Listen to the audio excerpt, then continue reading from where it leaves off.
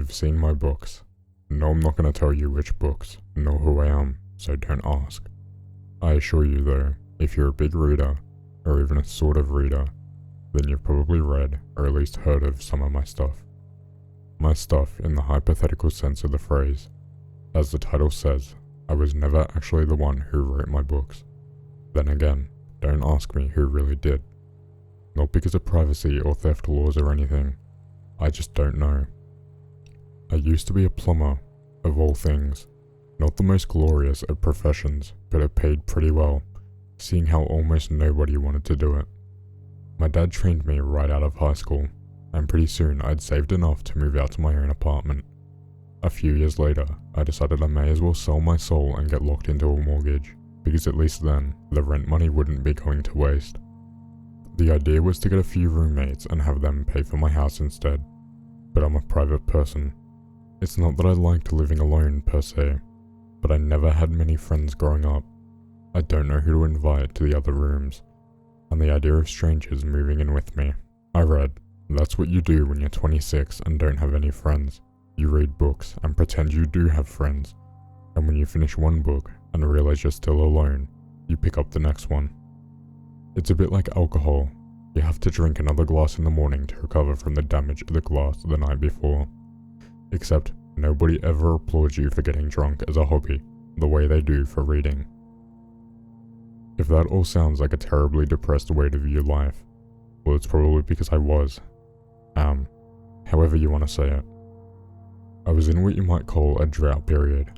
One of those times when you read something exceptional the month before, and now you can't find anything that compares to it. I tried a few series, but nothing piqued my interest, and I'd all but given up. Resorted to watching Friends for the 30th time instead. That's when I found The Basement. Basement is a strong word. Crawl space is more accurate. I was pulling up the carpeting in one of the guest rooms during some renovations, and there it was. This flat door with a brass handle on the closet floor.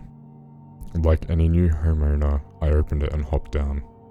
Rot and mildew and something metallic, all bundled into one scent. Maybe a cat had died here. It was 4, possibly 4.5 feet tall. I had to stoop all the way over to shuffle forward. I was barely 10 steps in when it appeared on the ground. A stack of papers. They weren't in any sort of an envelope. No rubber band holding them together, or even a staple. About 20 sheets were stacked one on top of another, perfectly white as if they'd just come out of the printer, even though nobody had been down here for years, judging from the age of the carpet. The passage ended just a little after that, so I grabbed the papers, climbed out and closed the trapdoor. It wasn't until that night when I'd finished tearing out the carpet and the emptiness of the house was getting to me that I actually stopped to read the papers. The story on them. I was enthralled. I didn't move until I'd finished them, but each word, each sentence gripped me and dragged me in.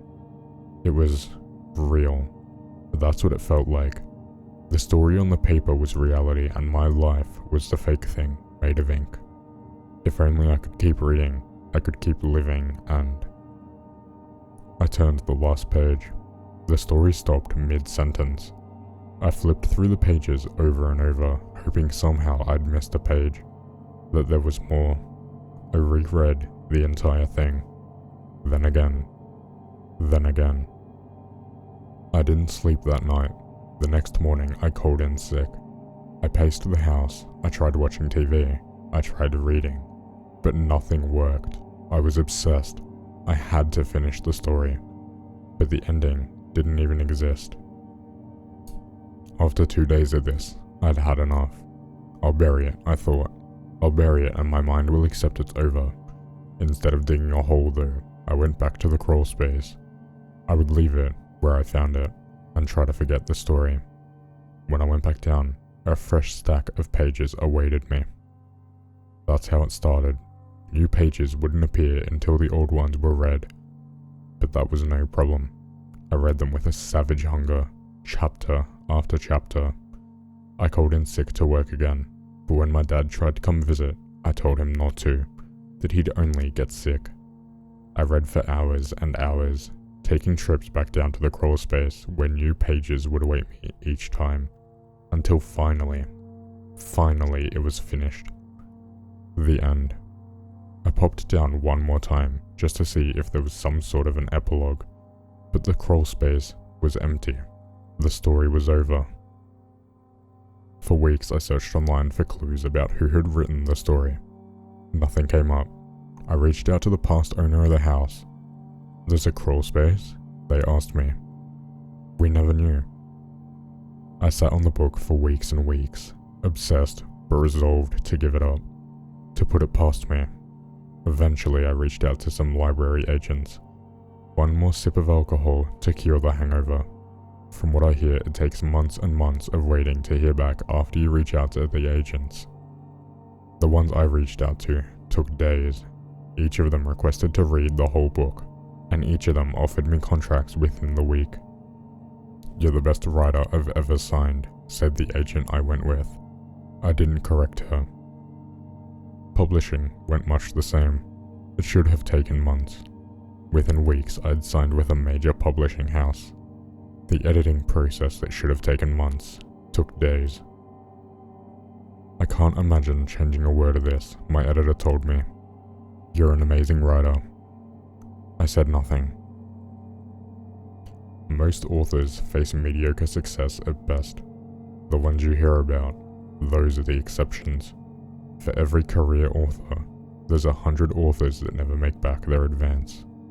That should have been my expectation, but even then I knew something was different about this book. Not just the way I'd found it, but the things it did to me, to others. It was enthralling in the way a blind kitten crawling towards a cliff is enthralling. Once you glance at it, you can't look away. Sure enough, it was a bestseller. It won awards. I earned back my advance in weeks. They invited me to talk shows and conversations, but I declined them all. "Don't get used to this," I told myself. It was one book. It wasn't even yours. The inflow of money was great. Fantastic, really. But I didn't quit my regular job. It wasn't like I'd be writing another book, and eventually everyone would calm down. They'd forget about my book, and I'd be forgotten. The friends would stop calling. Things would go back to normal. And then one night, when I couldn't sleep, after I'd spent hours staring up at the ceiling of my lonely bedroom, I went back down. Some deep, slumbering part of me had already known they'd be there. The new pages. That's how it had worked the first time after all. I had to read pages for new ones to appear. It made sense I would have to publish the last book for a new one to appear. I read the new chapters. I visited the crawl space 10 more times that night until I'd finished the whole thing. The next day, I quit my job, and so began my new life. I timed it purposefully. Every 6 to 8 months I would submit my new manuscript. Every 6 months I would take a trip back down to the cellar. Each book release shot me back to the top of the bestseller list. Money rolled in steadily, more than I knew what to do with. It wasn't like I was going to buy a new house. No, that much was obvious. I would live where I did until I died, because I needed to. For my career, I told myself, I have to stay here for my career. Even though I think I knew. I wasn't staying there to support my lifestyle. It was a nice perk. Being rich certainly had its benefits. But it was about the books. It was always about the books. I reread them constantly. What else was there to do? The hours most writers take to write was free time for me. Might as well read, reread, consume. At first, I would see how long I could go without picking up one of my books. 1 day, 2, 3. That was the limit, I discovered.